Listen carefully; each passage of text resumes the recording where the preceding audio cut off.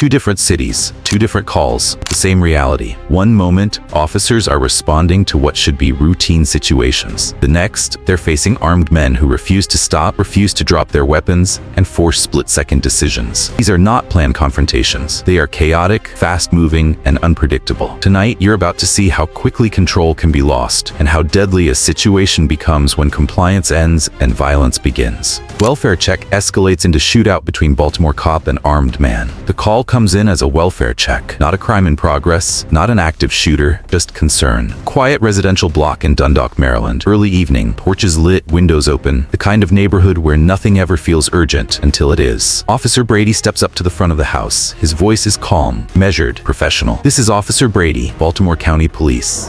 This is Officer Brady, Baltimore County Police.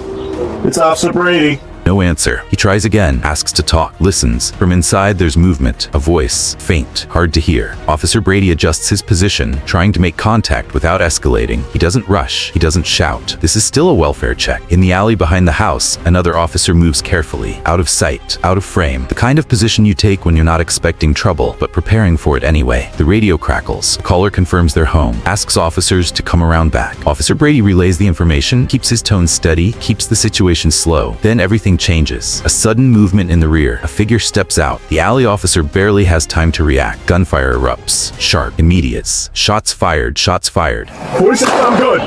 46, I'm good. We got more shots fired. He's got a gun in his hand. He's in the house. The calm is gone. The welfare check is over. Officer Brady draws his weapon and moves. His commands are loud now. Clear. Urgent. Show me your hands. Drop the gun. From the back of the property, more shots. The sound echoes between fences and garages. Neighbors freeze inside their homes, not knowing where the danger is or how close. The suspect retreats toward the house, still armed, still dangerous. Officer Brady positions himself, using what cover he can. He's breathing fast but controlled. Training takes over. Come out with your hands up. No compliance. The suspect disappears inside. Moments stretch. Every second feels longer when you know someone inside is bleeding, but still holding a weapon. Backup units begin to arrive. Sirens cut through the air. Red and blue lights wash over the alley. Officers coordinate. They don't rush the door blindly. They communicate. They clear angles. Finally, movement again. The suspect emerges, wounded. A gunshot to the jaw, blood visible. A firearm still nearby. Officers moving carefully. Weapons trained, commands repeated. The suspect is secured, handcuffs applied. Only then does the adrenaline start to fade. Medical aid begins immediately. Officers work to stop the bleeding. Pressure applied. Reassurance given. Even now, EMS is requested, but the damage is severe. Despite efforts on scene and transport to the hospital, the suspect does not survive. He is later identified as 43-year-old Glenn Petty Jr. A loaded handgun is recovered within arm's reach. No officers are injured. The house is cleared. No additional threats. No one else inside. What began as a welfare check ends in a deadly exchange. Not because officers came looking for violence, but because violence was waiting for them. In policing, there is no such thing as a routine call. Only unknowns. Only moments that change without warning. And on this night in Dundalk, a quiet call for help turned into a gunfight in the space of a single step into an alley.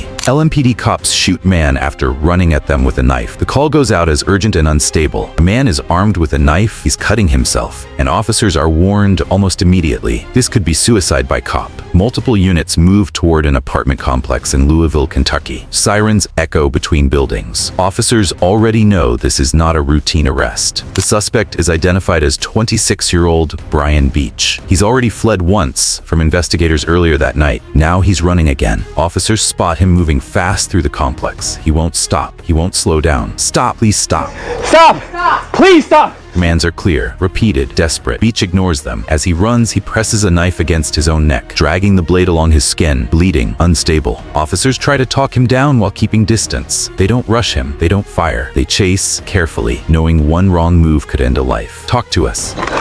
Talk to us! Stop! Stop. Less lethal options are attempted. Tasers deployed. They don't work. Beach grabs a trash can, hurls it at an officer, then picks it up again, using it as a shield. The knife is still in his hand. He advances now, not running away anymore, running toward them. Officers back up, creating space. Pepper ball rounds are fired. No effect. Beach closes the distance. One officer attempts to physically control him. It fails. In seconds, Beach collides with Officer Michael Connor. Both men crash to the ground. The knife is still visible, still a threat. At point-blank range, With an officer on the ground, there is no more time, no more options. Shots are fired. Beach is struck. The knife slips from his hand and lands nearby. Officers immediately secure him. Weapons away. Hands on. Lay down. Lay down. They locate the knife and push it out of reach. Someone points it out loudly so no one touches it by mistake. The scene shifts instantly from force to first aid. Get gloves. Get the med kit. Officers kneel beside the man they just shot, applying pressure, talking to him, telling him to breathe. EMS is called. Sirens again, this time for help, not pursuit. Beach is transported to the hospital with gunshot wounds. He survives. Officer Connor suffers minor injuries, scrapes and bruises from the ground fight. The knife is recovered. The scene is secured. What began as an attempted escape turned into a violent confrontation, not because officers wanted it to end this way, but because a man with a knife chose to charge. This incident shows how quickly a mental health crisis can turn lethal, how less lethal tools don't always work, and how in the final seconds, officers are forced to choose between a life and their own. Both of these incidents ended only seconds apart from tragedy. In each case, officers tried commands, distance, and less lethal options. But when suspects advanced with weapons, the line was crossed. Bodycam footage doesn't simplify these moments. It shows them exactly as they are: messy, dangerous, and decided in seconds. Watch carefully, because these encounters are reminders of how fast everything can change and why every command matters.